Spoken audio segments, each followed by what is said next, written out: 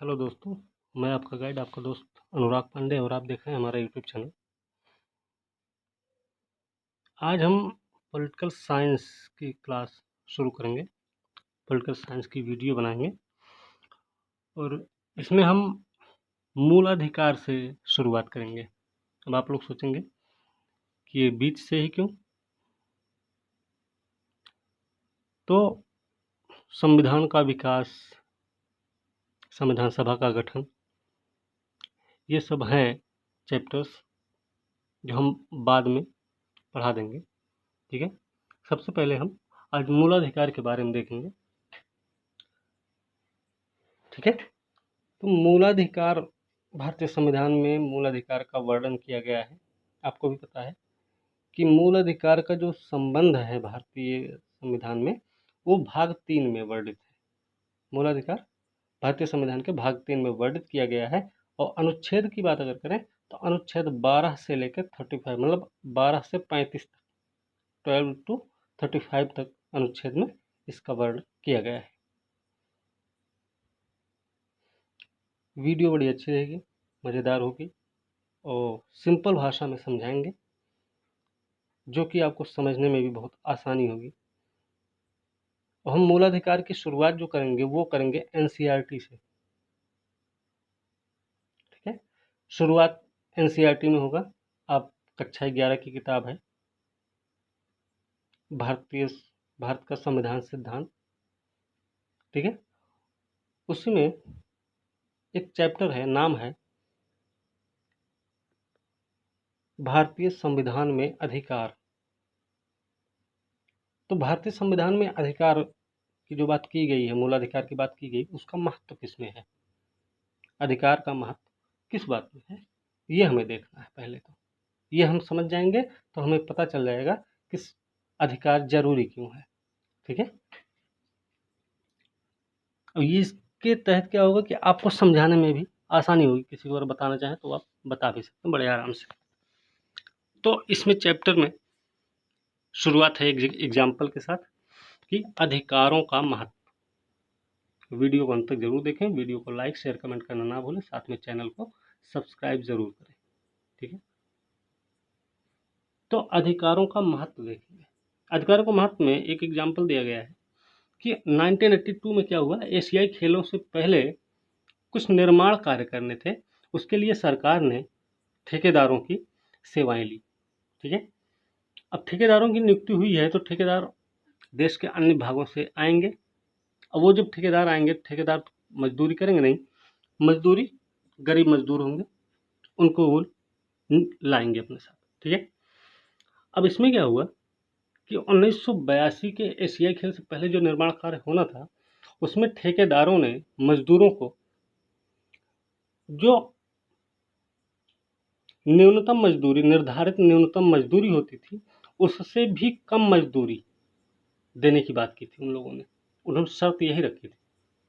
ठीक है, इसमें जो है काम की शर्तें जो थी वो बड़ी खराब थी कि न्यूनतम मजदूरी से भी कम मजदूरी देनी थी। तो हुआ ये कि समाज के कुछ जानकार रहे, समाज वैज्ञानिक लोग रहे, उनकी टीम रही। उस टीम ने सर्वोच्च न्यायालय में एक अपील दायर कर दी इसी बात को लेकर, न्यूनतम मजदूरी से भी कम मजदूरी दी जा रही है या दी गई है। तो सर्वोच्च न्यायालय ने इस बात पर सुनवाई की, और सर्वोच्च न्यायालय ने सुनवाई की इसलिए क्योंकि उन्होंने दलील दी थी कि न्यूनतम मजदूरी से भी कम मजदूरी देना बंधुआ मजदूरी या बेगारी के अंतर्गत आता है। ठीक है, तो न्यायालय ने इस दलील को स्वीकार भी किया और सरकार को निर्देश दिया कि वह उन हजारों मजदूरों को उनके काम के लिए तय मजदूरी दिलाए। तो सरकार ने भी कदम उठाए। सरकार ने क्या कदम उठाए कि मचल लालुंग हैं, असम के रहने वाले हैं मचल लालुंग, जो कि गिरफ्तार किए गए इस मामले में। और वो जब गिरफ्तार हुए थे वो 23 साल के थे। एक मामला हमें समझ में आया कि न्यूनतम मजदूरी से भी कम मजदूरी देना बेगारी या बंधुआ मजदूरी की श्रेणी में आता है। अब दूसरा देखिए, दूसरा फैक्ट क्या है इसका कि मचल लालुंग को जब गिरफ्तार किया गया उनकी उम्र थी 23 साल। लालुंग असम के रहने वाले हैं। असम में मणिगांव जिला है, वहाँ पे एक चुबरी गांव है, वहाँ के रहने वाले हैं। उन पर आरोप लगाया गया कि उसने किसी को गंभीर चोट पहुंचाई है। ठीक है। अब मुकदमे के दौरान ही क्या हुआ कि उनके मानसिक रूप से काफ़ी अस्वस्थ उनको पाया गया, वो मानसिक रूप से ठीक नहीं थे। ठीक है। उनको चिकित्सा के लिए लोकप्रिय गोपीनाथ बारदोलोई अस्पताल में भेजा गया, एक कैदी के रूप में भर्ती किया गया था। ठीक है। सफलतापूर्वक इलाज किया गया। डॉक्टरों ने क्या किया कि जेल अधिकारियों को 2 बार 1967 और 1996, ध्यान रखना, चिट्ठी भेजी कि भाई लालू जो है स्वस्थ हैं, उन पर मुकदमा चलाया जा सकता है। लेकिन क्या हुआ, किसी ने भी उस बात पर ध्यान नहीं दिया। और हुआ क्या फिर, लालू न्यायिक हिरासत में ही बना रहा और मचल लालू को जुलाई 2005 में जेल से छोड़ा गया है। तो मचल लालू को 2005 में जब जेल से छोड़ा गया, उस समय उनकी उम्र हो गई थी 77 वर्ष, 77 साल की उम्र हो गई थी। तो क्या है कि उनको 54 साल तक हिरासत में रहे वो, और इस दौरान उनके मुकदमे की एक बार भी सुनवाई नहीं हुई है। ठीक है। अब बताइए, जब राष्ट्रीय मानवाधिकार आयोग द्वारा नियुक्त एक टीम ने राज्य में बंदियों का निरीक्षण किया, तब उन्होंने जाकर लालुंग को स्वतंत्र होने का अवसर दिलाया। तब लालुंग जो है कैद से आज़ाद हुए। अब मचल का पूरा जीवन ही व्यर्थ बीत गया। भाई 23 साल की उम्र में गिरफ्तार हुए, 77 साल की उम्र में उनको छोड़ा गया है। ठीक है। उनके मुकदमे की सुनवाई ही नहीं हो सकी। और संविधान क्या है, संविधान हमारे सभी नागरिकों को जीवन और स्वतंत्रता का अधिकार देता है। इसका मतलब ये है कि हर नागरिक को अपने मुकदमे की निष्पक्ष और त्वरित सुनवाई का अधिकार है। तो मचल लालू का मामला उस स्थिति का संकेत करता है कि जब संविधान के द्वारा दिए गए अधिकार व्यवहार में प्राप्त नहीं होते हैं। ठीक है। तो ये 2 एग्जाम्पल के साथ हमने मूलाधिकार की शुरुआत की है। इसमें आपको समझ में आया होगा। ठीक है। अब देखते हैं मूल अधिकार। मूल अधिकार क्या है, इसके बारे में देखेंगे। मूल अधिकार संविधान के भाग 3 और अनुच्छेद 12 से 35 तक वर्णित किया गया है, ध्यान रखना है। और यह जो है मूल अधिकार जो है भारतीय संविधान में जो आया है, वो कहाँ से प्रभावित है, तो अमेरिकी संविधान से प्रभावित है। ठीक है।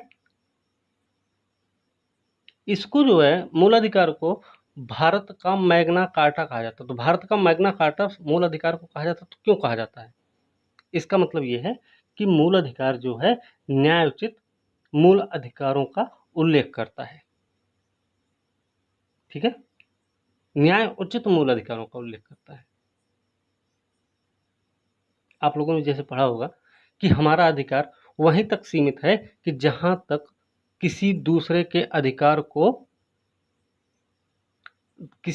अधिकार का अतिक्रमण ना किया जाए, या किसी दूसरे के अधिकार का उल्लंघन ना हो, या किसी दूसरे के अधिकार को हम डिस्टर्ब ना करें। जैसे कि किसी को गाना भी सुनने का अधिकार है, किसी को डांस करने का भी अधिकार, सबको है। व्यापार व्यवसाय, नौकरी चाकरी, पढ़ाई लिखाई, हर चीज़ का अधिकार है सबको। लेकिन ये अधिकार तभी तक है कि आपके इस अधिकार के प्रयोग के कारण किसी दूसरे का अधिकार, कोई दूसरा व्यक्ति उस अधिकार से वंचित ना हो। भाई आपके गाने से, आपके गाना सुनने से, आपके डांस करने से, आपके पार्टी करने से पड़ोसी में बैठा व्यक्ति या सो रहा है, या कुछ काम कर रहा है, या पढ़ रहा है, वो अगर आपके इस व्यवहार से डिस्टर्ब होता है, परेशान होता है, तो ये सही नहीं है। ठीक है। तो ये बात हमें ध्यान रखनी है। दूसरा है कि यह भेदभाव के विरुद्ध है। ठीक है। तो मूल अधिकार का तात्पर्य क्या होता है? मूल अधिकार का तात्पर्य यह है कि राजनीतिक लोकतंत्र के आदर्शों की उन्नति कैसे होगी। एक प्रश्न यहाँ आता है कि मूल अधिकार आखिर मूल अधिकार क्यों है? मूलाधिकार आखिर मूल क्यों है? मूलाधिकार इसलिए मूल है क्योंकि इसके द्वारा किसी व्यक्ति के चहुमुखी विकास को बल प्रदान किया जाता है या बल मिलता है उसे। मूलाधिकार इसलिए मूल है। और मूलाधिकार के बारे में एक चीज और ध्यान रखना कि ये प्राकृतिक है, मतलब पैदा होते ही, जन्म लेते ही उसे मूल अधिकार प्राप्त हो जाते हैं। उसको श्वास लेने का अधिकार है, सोने का अधिकार है, घूमने खेलने का अधिकार है, पढ़ने लिखने का अधिकार है, व्यवसाय करने का अधिकार है। हर चीज का अधिकार उसको तुरंत ही मिल जाता है। ठीक है। राज्य से उम्मीद नहीं की जाती कि वो राज्य जो है व्यक्ति को या नागरिक को अधिकार देगा। व्यक्ति को अधिकार मिल जाता है अपने आप। ठीक है। अब हम बात करेंगे कि जो मूल अधिकार है वो राज्य के कठोर नियमों के खिलाफ नागरिकों की आजादी की सुरक्षा करता है। हमें ये बात ध्यान रखनी है कि जो मूल अधिकार है वो राज्य के खिलाफ नागरिकों को आजादी देता है। ठीक है।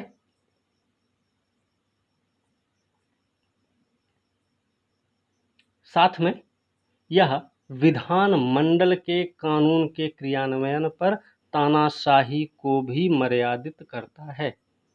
ठीक है। तो हमने मूल अधिकार के तात्पर्य को देखा अभी तक। क्या देखा तात्पर्य के बारे में कि राजनीतिक लोकतंत्र के आदर्शों की उन्नति मूल अधिकार का तात्पर्य है। इसके अलावा यह राज्य के कठोर नियमों के खिलाफ नागरिकों की आजादी की सुरक्षा करता है, मतलब राज्यों के खिलाफ। ठीक है। दूसरी चीज है कि विधानमंडल के कानून के क्रियान्वयन पर तानाशाही को मर्यादित करता है। समझ रहे हैं ना? मूल अधिकार का उद्देश्य क्या है? मूल अधिकार का उद्देश्य है भाई कि कानून की सरकार बनाना है। याद रखना, उद्देश्य अलग है, तात्पर्य अलग है। तो मूल अधिकार का उद्देश्य है कि कानून की सरकार बनाना, ना कि किसी व्यक्ति की सरकार बनाना। मूल अधिकार का मतलब ये है। यह अधिकार मूल क्यों है? क्योंकि यह व्यक्ति के चहुमुखी विकास के लिए आवश्यक है। ये बात हमने आपको पहले ही बता दी। इसे अधिकारों का घोषणा पत्र कहा जाता है। ठीक है, ध्यान रखना, अधिकारों का घोषणा पत्र भी कहा जाता है इसे। ठीक है, चलिए आगे देखते हैं। शुरुआत में हम देखेंगे कि 7 मूलाधिकार थे, लेकिन 44वें संविधान संशोधन के द्वारा 1978 में संपत्ति के अधिकार को मूलाधिकार के दायरे से बाहर कर दिया गया। 1978 44th अमेंडमेंट के द्वारा संपत्ति के अधिकार को जब मूलाधिकार के क्षेत्र से बाहर किया गया तो उसके बाद मूलाधिकार की कुल संख्या हो गई 6। ठीक है, चलिए अब इसमें हम मूलाधिकार जो 6 प्रकार के हैं वो कौन कौन से हैं ये देख लेंगे। एक तो है समता का अधिकार। समता का अधिकार 14 से 18 में दिया गया है। हमें अधिकार याद रखने हैं, अधिकार के साथ साथ ये भी ध्यान रखना है कौन नागरिकों को मिलता है और कौन सा अधिकार है कि जो विदेशी नागरिकों को, विदेशी व्यक्तियों को, विदेशी नागरिकों को भी मिलता है। ठीक है, तो 14 से 18 जो कि समता का अधिकार है, कितना हुआ 14 से 18 मतलब 5 अनुच्छेद हैं टोटल। इसमें देखिए अनुच्छेद 14 में विधि के समक्ष समानता की बात की जाती है। इसके अलावा अनुच्छेद 15 है धर्म, मूल, वंश, जन्म, लिंग, जन्म के आधार पर विभेद का प्रतिषेध किया जाता अनुच्छेद 15 के तहत। अधिकार में हम बता दें 15, 16, 19, 29 और 30 सिर्फ नागरिकों को प्राप्त है। ठीक है, इस तरीके से थोड़ा याद रखना है। तो 15 क्या है कि जन्म, धर्म, मूल, वंश, जन्म, लिंग या जन्म स्थान के आधार पर, धर्म कोई भी हो, मूल, ठीक है, उसकी उत्पत्ति, वंश वंश भी समझ रहे होंगे। जन्म और जन्म स्थान दोनों अलग अलग हैं, ठीक है। इसके अलावा लिंग के आधार पर विभेद का प्रतिषेध होता है अनुच्छेद 15 के तहत। अनुच्छेद 16 में क्या है कि अनुच्छेद 16 में लोक नियोजन के विषय में अवसर की समानता की बात की जाती है। अनुच्छेद 16 तो 15 और 16 नागरिकों को प्राप्त है। किस कौन से नागरिक? भारतीय नागरिकों को, ठीक है। फिर 17 नंबर है अस्पृश्यता का अंत। 18 में उपाधियों का अंत किया गया है। तो ये हो गए आपके 14 से 18 के बीच समता के अधिकार। विधि के समक्ष समानता क्या है भाई? कानून के सामने सब लोग समान हैं, ठीक है। अब हम स्वतंत्रता का अधिकार देखेंगे। 19 से 22 तक दिया गया है। 19 से 22 तक स्वतंत्रता के अधिकार की बात की गई है। इसमें सबसे पहले आता है वाक अभिव्यक्ति की स्वतंत्रता, जो कि 19(1) क में दिया गया है। वाक अभिव्यक्ति की स्वतंत्रता, ठीक है, 19(1) क में है। इसी में समाचार पत्र की भी स्वतंत्रता शामिल है, ये भी याद रखना। 19(1) क के तहत प्रश्न कई बार आया हुआ है इस पे। इसके अलावा शांतिपूर्व एवं निरायुध सम्मेलन की स्वतंत्रता 19(1) ख में है। साथ में संघ बनाने की स्वतंत्रता 19(1) ग। सर्वत्र अबाध संचरण की स्वतंत्रता जो कि 19(1) घ में दी गई है। निवास करने व बसने की स्वतंत्रता 19(1) अंग ABCDE, ठीक है। और एक दूसरा है कि कोई वृत्ति व्यापार या कारोबार की स्वतंत्रता 19(1) च में दी गई है, ठीक है। चलिए आगे देखते हैं 19 से 22 तक स्वतंत्रता का अधिकार। तो अपराधों के लिए दोष सिद्धि के संबंध में संरक्षण दिया गया है, जो हमने मचल लालों की बात पढ़ी थी अभी। अपराधों के लिए दोष सिद्धि के संबंध में संरक्षण, साथ में प्राण और दैहिक स्वतंत्रता अनुच्छेद 21 में है। और इसके अलावा गिरफ्तारी और निरोध कुछ दशाओं में छोड़कर, कुछ दशाओं को छोड़ दिया जाए, गिरफ्तारी और निरोध से भी संरक्षण दिया गया है अनुच्छेद 22 के तहत, ठीक है। 19 से 22 ये कंप्लीट हुआ स्वतंत्रता का अधिकार। आगे शोषण के विरुद्ध अधिकार। शोषण के विरुद्ध अधिकार वही आपको भी एग्जाम्पल जो हमने दिया था कि 87 से पहले कुछ निर्माण कार्य होने थे जो सरकार ने तय किए। उन्होंने ठेकेदारों को निमंत्रण दिए। ठेकेदार क्या किए कि मजदूरों को लेकर अपने साथ आए, उनको न्यूनतम जो निश्चित की गई न्यूनतम मजदूरी थी उससे भी कम मजदूरी पर उन्होंने उनको रखा, ठीक है।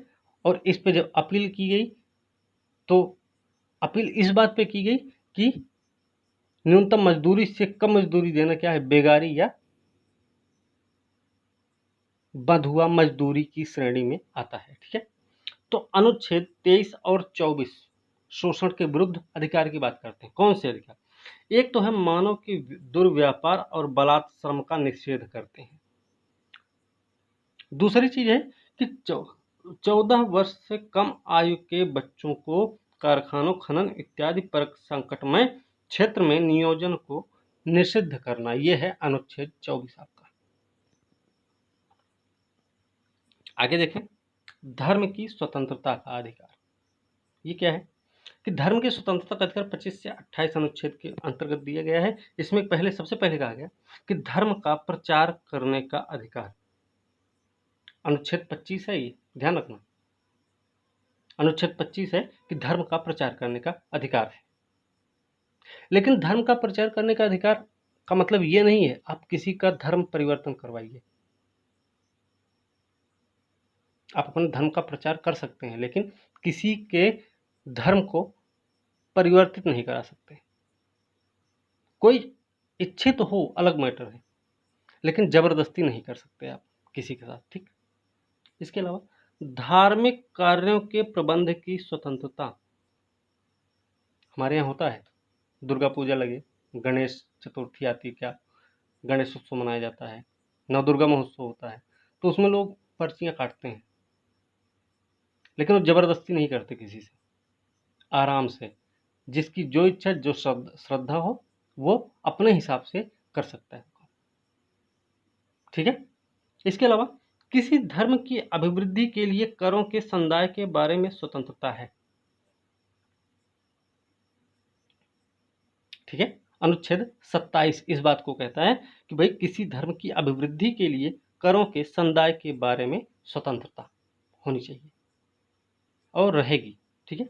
फिर यह है, नहीं, धार्मिक कार्यों के प्रबंध की स्वतंत्रता जो थी वो 26 में है, और यह है किसी धर्म की अभिवृद्धि के लिए करों के समुदाय के बारे में स्वतंत्रता, इसको अनुच्छेद 27 में कहा गया है भाई। फिर 28 नंबर है, कुछ शिक्षा संस्थाओं में धार्मिक शिक्षा या धार्मिक उपासना में उपस्थित होने के बारे में स्वतंत्रता है। ठीक है। मदरसा है, वहां पर वो धार्मिक शिक्षा अपनी दे सकते हैं, लेकिन उसमें भी शर्त रहेगी,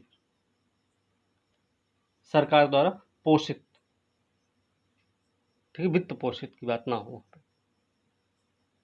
ठीक है। चलिए आगे देखते हैं। ये अनुच्छेद 28 में दिए गए। संस्कृति एवं शिक्षा संबंधी अधिकार देख ले भाई, तो 29 और 30 में है। ये कौन कौन सा है? अल्पसंख्यकों की भाषा, लिपि और संस्कृति की सुरक्षा, साथ में शिक्षा संस्थाओं की स्थापना और प्रशासन करने का अल्पसंख्यकों का अधिकार है। ये संस्कृति एवं शिक्षा संबंधी जो अधिकार है वो अब देखेंगे 29 और 30 खास करके अल्पसंख्यकों के बारे में है कि अल्पसंख्यकों की भाषा, लिपि, संस्कृति की सुरक्षा और शिक्षा संस्थाओं की स्थापना और प्रशासन करने का अल्पसंख्यकों का अधिकार दिया गया है 29 और 30 में। आगे क्या है? आगे है संवैधानिक उपचारों का अधिकार। संवैधानिक उपचारों के अधिकार के बारे में अगर हम कहें तो संविधान निर्माता जो थे हमारे डॉक्टर भीमराव अंबेडकर, जिनकी अभी 130वीं जयंती भी मनाई गई है 14 अप्रैल को, और 14 अप्रैल के दिन पहले से भी जयंती मनाई जा रही है, लेकिन इस बार सरकार ने 14 अप्रैल को सरकारी अवकाश घोषित किया है। सरकार ने, ये भी याद रखना है, ये डॉक्टर भीमराव अंबेडकर के 130वीं जयंती के अवसर पर ऐसा किया गया है। तो एक प्रश्न अगर पूछें कि इनका जन्म, मतलब डॉक्टर भीमराव अंबेडकर का जन्म और उनकी मृत्यु कब हुई थी, ये आपके लिए प्रश्न भी है इसमें। तो संवैधानिक उपचारों का अधिकार अनुच्छेद 32 में दिया गया। इसमें क्या है कि मूल अधिकारों को प्रवर्तित करने के लिए उच्चतम न्यायालय जाने का अधिकार है। संवैधानिक उपचारों के अधिकार को डॉक्टर भीमराव अंबेडकर ने क्या कहा था? संविधान की आत्मा कही है इन्होंने। ठीक है। तो अनुच्छेद 32 क्या करता है भाई कि मूल अधिकारों को प्रवर्तित करने के लिए उच्चतम न्यायालय जाने का अधिकार देता है कि आपके अधिकार का अगर अतिक्रमण हो रहा है, अगर आपके अधिकार को पर पाबंदी लगाई जा रही है, तो आप उसके खिलाफ उच्चतम न्यायालय में अपील कर सकते हैं, वो भी अनुच्छेद 32 के तहत। अनुच्छेद 32 के तहत याचिकाएं दायर की जाती कौन कौन सी हैं? सर्वोच्च न्यायालय के द्वारा बंदी प्रत्यक्षीकरण, परमादेश, प्रतिषेध, उत्प्रेषण और अधिकार परीक्षा। अब ये क्या है भाई? बंदी प्रत्यक्षीकरण ये किसी गिरफ्तार व्यक्ति के लिए है, बंदी प्रत्यक्षीकरण। ठीक है। इसमें जैसे एक है कि हमें जीवन चाहिए, बंदी प्रत्यक्षीकरण। ठीक है। दूसरा क्या है? परमादेश। ये क्या है? सार्वजनिक पदाधिकारी के द्वारा अपने कानूनी दायित्वों का पालन नहीं करने पर जारी किया जाता है परमादेश, हम आपको आदेश देते हैं। तीसरा है प्रतिषेध। ये क्या है? प्रतिषेध जो कि निषेध लगाता है, मतलब रोकथाम करता है। कैसा रोकथाम भाई? तो निचली अदालत के द्वारा अगर अपने अधिकार क्षेत्र का अतिक्रमण किया जाता है तो उस पर उसकी जो उच्च अदालत होगी उस पर वो पाबंदी लगाएगी, भाई अपने अधिकार क्षेत्र से बाहर आप काम नहीं कर सकते। ठीक है, तो प्रतिषेध हो गया। उत्प्रेषण क्या है भाई? उत्प्रेषण है ये सरकारी अधिकारी के खिलाफ होता है।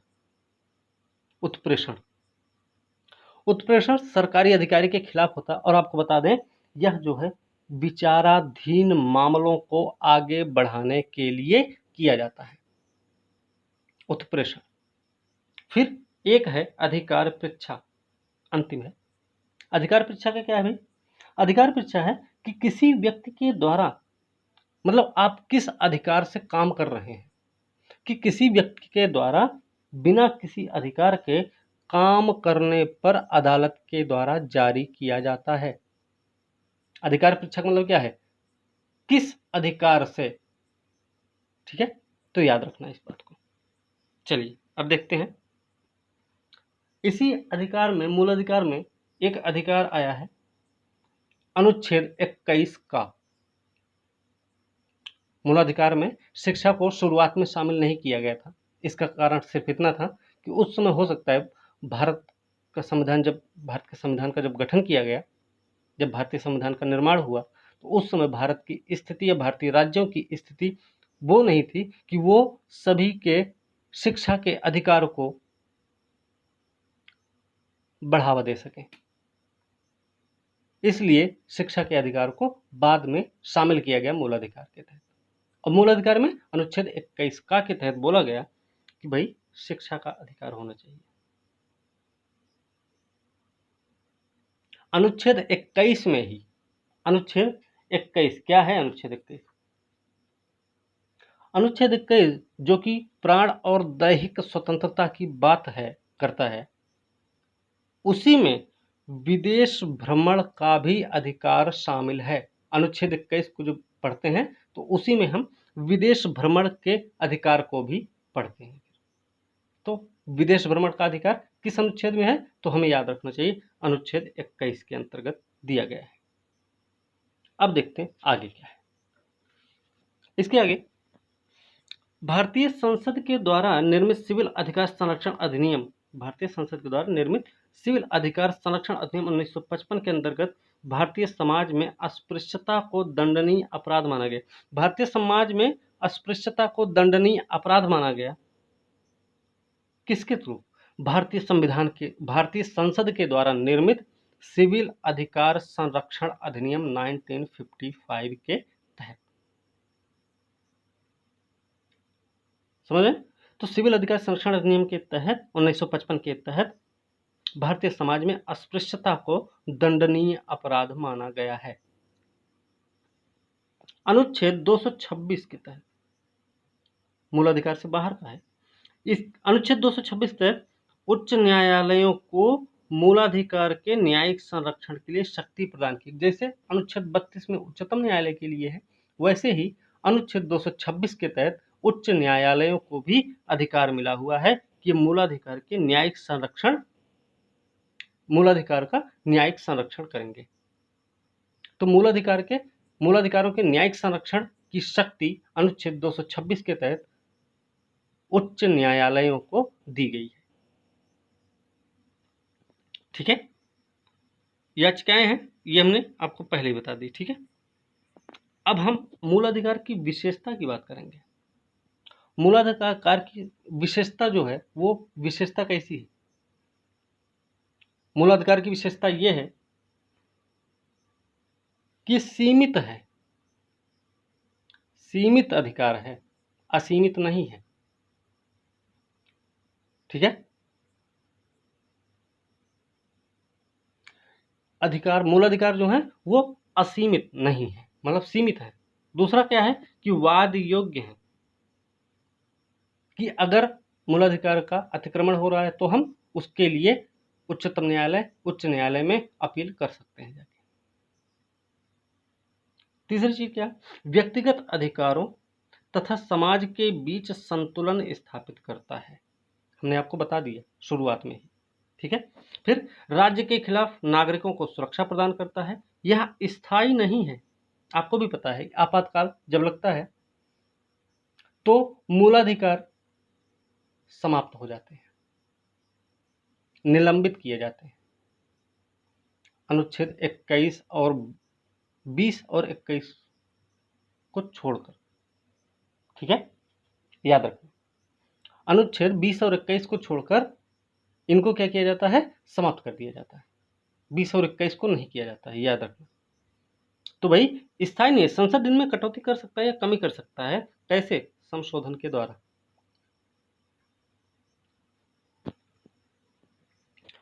उच्चतम न्यायालय द्वारा इसको गारंटी और सुरक्षा दी गई है। राष्ट्रीय आपातकाल के दौरान देखिए निलंबित किया जा सकते हैं, लेकिन 20 और 21 को छोड़कर किया जा सकता है। एक चीज और है कि जहां पर फौजी कानून प्रभावी होगा वहां पे इसके क्रियान्वयन को रोका जा सकता है। फौजी कानून जहां पर प्रभावी हो वहां पर इसको रोका जा सकता है, ठीक है, क्रियान्वयन। फिर इसकी आलोचनाएं भी हैं। आलोचनाएं क्या क्या है भाई, आलोचनाएं हैं इसकी व्यापक सीमाएं हैं। व्यापक सीमाएं कैसी हैं, असंख्य अपवाद, प्रतिबंध, गुण एवं व्याख्याओं के विषय में अगर हम देखेंगे तो इसकी व्यापक सीमाएं बहुत बड़ी है, इसकी सीमाएं बहुत बड़ी हैं। इसके अलावा कोई सामाजिक आर्थिक अधिकार नहीं है। आलोचना इस तरीके से है कि इसकी कोई सामाजिक आर्थिक अधिकार नहीं है। फिर स्पष्टता का अभाव है कहीं कहीं पर। फिर स्थायित्व का अभाव है, हमने बता भी दिया कि संसद में कटौती भी कर सकती, कमी भी कर सकती, वो भी संशोधन के द्वारा। राष्ट्रीय आपातकाल लगे तो उसमें उस समय क्या हो सकता है कि मूलाधिकारों को निलंबित किया जा सकता है 20-21 को छोड़कर। फिर आपातकाल के दौरान स्थगन होगा। इसका महंगा उपचार है, उच्चतम न्यायालय तक आप जा सकते हैं, उच्च न्यायालय तक जा सकते हैं, ठीक है। आगे निवारक निरोध है, प्रतिमान दर्शन नहीं है इसका, लेकिन इसका महत्व किस बात में है, इसका महत्व भी है, मूलाधिकार का महत्व भी है। महत्व किसमें है भाई, कि महत्व इसमें है, इस बात में है कि देश में लोकतांत्रिक व्यवस्था स्थापित करते हैं ये, देश में लोकतांत्रिक व्यवस्था स्थापित करते हैं मूलाधिकार। इसका महत्व इस बात में, इसका महत्व इस बात में भी है कि व्यक्ति की मौलिक तथा नैतिक सुरक्षा के लिए आवश्यक स्थिति भी उत्पन्न करते हैं। किसी को शुद्ध वातावरण में रहने का अधिकार है ना, सोने का भी अधिकार है, पढ़ाई लिखाई का भी अधिकार है, ठीक है ना। चलिए आगे देखते हैं। आगे भी क्या है कि व्यक्तिगत स्वतंत्रता के रक्षक हैं ये, व्यक्तिगत स्वतंत्रता के रक्षक साथ साथ ये देश में विधि के शासन की स्थापना भी करते हैं और साथ ही अल्पसंख्यकों और समाज के कमजोर वर्गों के हितों की रक्षा करते हैं। कि कोई अमीर है तो किसी गरीब को परेशान नहीं कर सकता, तंग नहीं कर सकता उसे। कोई गरीब है उसको उसके घर से कोई नहीं निकाल सकता, या कोई गरीब है, कोई अमीर आदमी उसकी हवा पानी को बंद नहीं कर सकता है, उसको पढ़ाई लिखाई से वंचित नहीं कर सकता है, उसको काम करने से वंचित नहीं कर सकता, व्यवसाय व्यापार करने से वंचित नहीं कर सकता, कोई भी, किसी को भी नहीं, ठीक है। साथ में भारतीय राज्य की धर्मनिरपेक्ष छवि को बल प्रदान करता है। भारत की छवि कैसी है, भारत की प्रकृति हम जब आपको बताएंगे, उद्देश्य प्रस्ताव, ये प्रस्तावना जब हम पढ़ाएंगे तो प्रस्तावना में हम आपको बताएंगे कि भाई प्रस्तावना बताता मैं कि भारत की प्रकृति कैसी है, तो धर्मनिरपेक्ष राज्य है भारत, ठीक है। तो भारत के धर्मनिरपेक्ष छवि को बल प्रदान करता है मूलाधिकार। इसका महत्व इस बात में भी है कि सरकार के शासन की पूर्णता पर प्रतिबंध भी लगाता है। सरकार के शासन की पूर्णता पर प्रतिबंध मतलब एक तानाशाही का रुख जो होता है शासन का, वो नहीं अख्तियार हो सकता है, उस पर पाबंदी लगाता है, शासन को मर्यादित, तानाशाही को मर्यादित करता है। हमने शुरुआत में ही बता दिया था कि इसके तात्पर्य में कि विधानमंडल के कानून के क्रियान्वयन पर तानाशाही को मर्यादित करने का काम करता है मूलाधिकार। ठीक है। दूसरी चीज, सामाजिक समानता तथा सामाजिक न्याय की आधारशिला रखते हैं। भारतीय समाज में उच्च वर्ग मतलब सवर्ण भी हैं, निचले तबके के भी हैं, ब्राह्मण, क्षत्रिय, वैश्य, शूद्र, हिंदू, मुस्लिम, सिख, ईसाई, जैन, बौद्ध, पारसी, सब लोग, सबकी संख्या जो है वो ज्यादा भी है, कम भी है। ठीक है। लेकिन सबको जो है अधिकार बराबर ही मिले हुए हैं, किसी का कितना भी योगदान हो भारतीय अर्थव्यवस्था में, भारत की जीडीपी में, लेकिन अधिकार सबको बराबर है, सबके पास बराबर का अधिकार दिया गया है। ठीक है। दूसरी चीज, व्यक्तिगत सम्मान को बनाए रखना सुनिश्चित करते हैं, गरिमामय जीवन जीने, जैसे प्रस्तावना में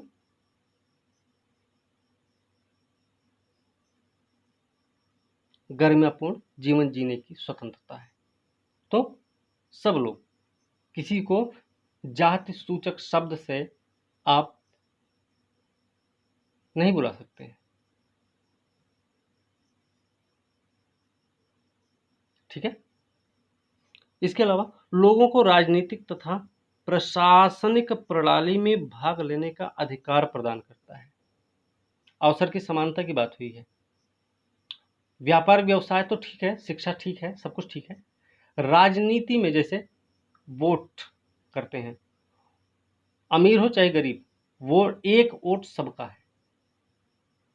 जो महत्व एक अमीर व्यक्ति का है, जो जैसे कि भारत में मुकेश अंबानी के वोट का जो महत्व है, वो महत्व भारत के किसी पिछड़े, किसी बहुत छोटे से गांव का रहने वाला एक मजदूर का भी वोट उसी के बराबर है। ठीक है। प्रशासनिक प्रणाली में भाग लेने का अधिकार भी है। समझ रहे ना? तो इसी के साथ आज का जो मूलाधिकार का चैप्टर था वो आज यहीं पर समाप्त करेंगे। ठीक है। अब देखिए, हम एनसीईआरटी से ही शुरुआत किए थे चैप्टर संविधान में अधिकार। हमने अधिकारों के महत्व के बारे में शुरुआत की थी। तो हम बात कर लेते हैं भारतीय संविधान में जो मौलिक अधिकार है वो कैसा है। तो भारतीय संविधान जो मौलिक अधिकार है वो स्वतंत्रता संघर्ष के दौरान स्वतंत्रता आंदोलन के नेताओं ने इन अधिकारों को महत्व को समझा और मांग की थी कि अंग्रेजी शासकों को जनता के अधिकारों का आदर करना चाहिए। अब अधिकार अगर हम देख रहे हैं तो हमें यह भी पता होना चाहिए कि 1928 में जब नेहरू रिपोर्ट आई थी, नेहरू रिपोर्ट मोतीलाल नेहरू समिति ने अधिकारों के एक घोषणा पत्र की मांग उठाई थी 1928 में, जो नेहरू रिपोर्ट 1928 में आई हुई थी। इसमें क्या था कि स्वाभाविक था कि स्वतंत्रता के बाद संविधान निर्माण के दौरान संविधान में अधिकारों का समावेशन करने और उन्हें सुरक्षित करने पर सभी की राय एक थी और संविधान में उन अधिकारों को सूचीबद्ध किया गया जिन्हें सुरक्षा देनी थी और उन्हें मौलिक अधिकार कहा गया। ठीक है। अब हम मौलिक अधिकार की अगर बात करते हैं तो हमें एक चीज ये भी पता होना चाहिए कि मौलिक अधिकार अत्यंत महत्वपूर्ण है। क्यों महत्वपूर्ण है? क्योंकि उन्हें संविधान में और उन्हें सूचीबद्ध किया गया है कि और उनकी सुरक्षा के लिए विशेष प्रावधान भी बनाए गए हैं। तो मौलिक अधिकार महत्वपूर्ण है। वो इतने महत्वपूर्ण है, मौलिक अधिकार इतने महत्वपूर्ण है कि संविधान स्वयं यह सुनिश्चित करता है कि सरकार भी उनका उल्लंघन ना कर सके। हमने शुरुआत में भी बताया था कि मौलिक अधिकार मूल क्यों है? मूल अधिकार मूल इसलिए हैं क्योंकि यह व्यक्तियों के चहुमुखी विकास में योगदान देते हैं, चहुमुखी विकास में अपना योगदान देते हैं। यह मूल अधिकार मूल इसलिए है क्योंकि यह व्यक्ति के चहुमुखी विकास को बढ़ावा देते हैं। समझ रहे हैं ना?